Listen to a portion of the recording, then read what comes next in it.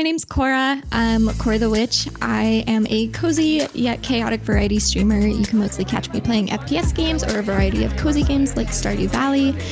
And I mostly stream Saturdays and Sundays, sometimes with the weekdays sprinkled in there. Welcome. Thank you so much for being here today.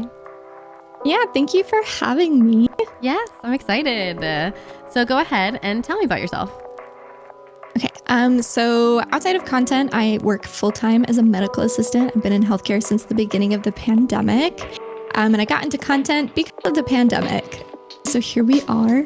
Outside of that, I've got 2 huskies. Their names are Odin and Freya. They're very cute. They make an appearance on my content very often. And yeah, outside of that, I like to do cozy things. I like to knit. That's really cute. Oh my God. I used to knit like a long time ago, but I would only do scarves and that was it.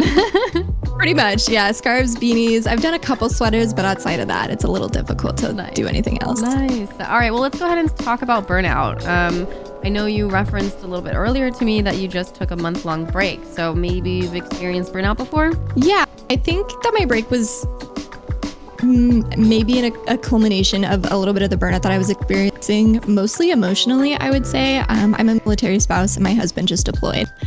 And so my month-long break initially started off as me trying to struggle spending time with my spouse before he left, which is when I really got into the content grind because I was trying to find a way to like combat the loneliness that came from suddenly having to live alone. But then I realized like I'm streaming so much and there's so many things to do to be able to like be a content creator, whether that's like making YouTube videos, clips, shorts, TikToks, like getting involved, doing charity streams, like all of these things. And I was like, I feel like I only have the capability to stream. I don't feel like I have the resources or the time to be able to do these things. And so I feel like I'm kind of a fake in calling myself a content creator because I don't do that. Like I just stream. What's the hardest part about content creation for you? It's expensive. It's an expensive hobby for sure. If you can't edit your own clips, the only other option is to either not post content or you hire an editor. Now the question comes down to, is your editor going to be good or is he going to be cheap? Mm-hmm. There's really no middle ground there. And so like there's an extra $400 a month to get someone to edit your content and post it for you. That way you don't have to. Obviously like equipment is really expensive, you know. You don't necessarily need the fanciest gear to be able to start streaming, but if you want to push it forward and elevate the content that you are creating, like you will need upgrades. Almost like the imposter syndrome, but also the competition of like, if I need to be good, then I have to have what these people have. Mm-hmm. But then there's still like the off chance that like the content that you're producing, even with that equipment, like isn't going to be good enough, like quote unquote good enough to be able to be pushed out there to make metrics that people are able to achieve for those who do this full time. Right. That's so very true. That's a tricky mindset to get caught into. So my next question is, how would you approach things differently to prevent your burnout? But scheduling myself for the least amount of obligations has definitely been probably the best thing that I've been doing recently to help with mitigating that burnout. It's given me so much more free time to be able to do things like learn to edit myself or just post, you know, silly clips on the internet, whatever, without necessarily feeling pressured to like, if I'm going to do this, I have to be specifically streaming like 4 weeks or 4 days a week for 6 hours a day and, you know, doing absolutely nothing else with my time because how do I make that work with a full-time job? So what advice would you give other people that are about to experience burnout or in the middle of burnout? I would say if you are questioning, if you are getting towards that, like, am I getting burnt out? Chances are you probably are. And to just give yourself a little bit of grace and like remove yourself from that situation. Because I feel like a lot of people don't realize that they're burnt out until they're like really in the depths of it. And I know it's really easy to say like remove yourself from that situation, but a lot of us get guilty with that because we have these communities, we have these partnerships, we have this online presence. And, you know, in this day and age, our online presence holds a lot of value to ourselves. Should it? Probably not. But at least in content creation, like what your numbers are, like your numbers are you. And like that reflects you and your importance in this world, right? And I think it's a shitty comparison to have, but that's what we have. So how did you or did you not balance work life and personal life and fun time and your partner and then stream? I think at least in the beginning when I started with content, prioritizing my partner and my stream was really easy. He worked a really weird schedule of 12-hour shifts. And so mostly I would just stream on days that he wasn't home.